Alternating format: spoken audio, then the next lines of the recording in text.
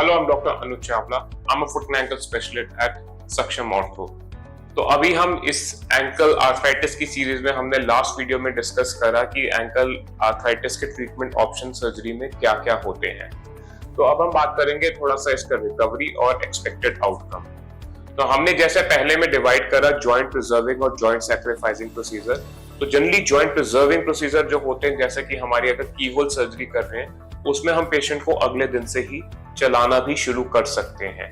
लेकिन अगर हमने कोई हड्डी को काट के उसको अलाइन करा है तो वो कभी कभी जो है उसमें टाइम लगता है। उसमें हम पेशेंट को कुछ समय का प्लास्टर देते हैं, लगभग 1-1.5 महीने का, और उसके बाद पेशेंट को चलाना शुरू करते हैं।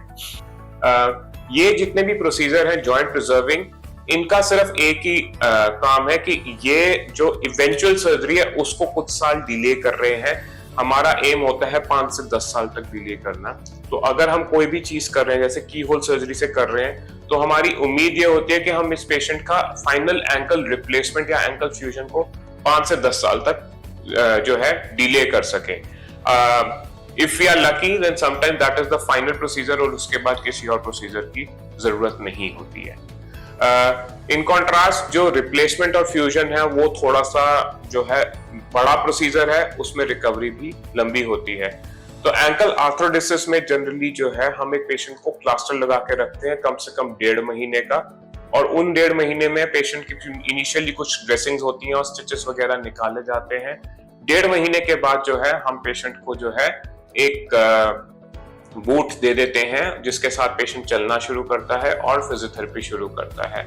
इंडिपेंडेंट वॉकिंग नॉर्मली शुरू होती है पेशेंट्स की 3-4 महीनों में, और फुल रिकवरी आने में भी लगभग इतना ही टाइम लग जाता है।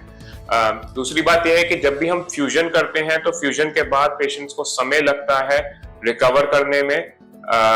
तो उस हिसाब से हमारे को थोड़ा सा ध्यान देना होता है, पेशेंट को समझाना पड़ता है, क्योंकि एक जोड़ जाम कर दिया है तो आसपास के जोड़ों में कभी कभी पेन आता है, और उसकी वजह से उनको वॉकिंग जो है उसमें कभी कभी इनिशियल 3 से 6 महीने में दर्द होता है।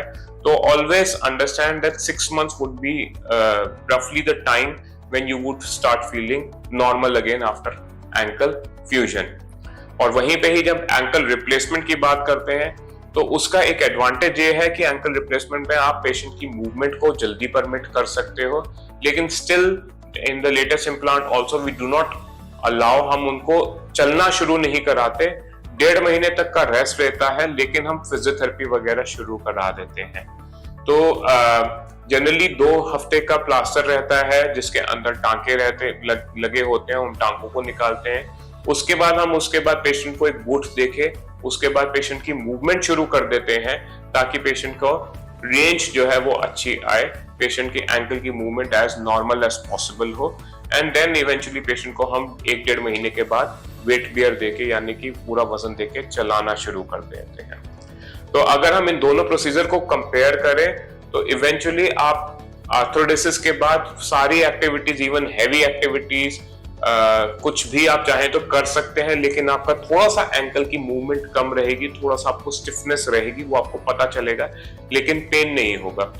रिप्लेसमेंट के बाद आप बहुत ज्यादा अगर उसमें एक्सर्शनल एक्टिविटीज बहुत ज्यादा ओवर एग्रेसिव रहेंगे तो उसका चांस होता है लूजनिंग का भी। तो इसलिए वो जनरली करा जाता है ओल्डर एज पॉपुलेशन में, जैसे कि after the age of 60-65 years.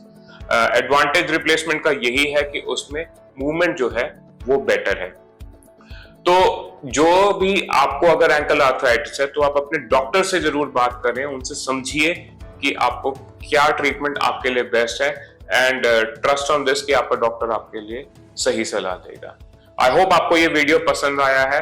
हम ऐसे ही और सीरीज भी बनाते रहेंगे। Thank you for watching.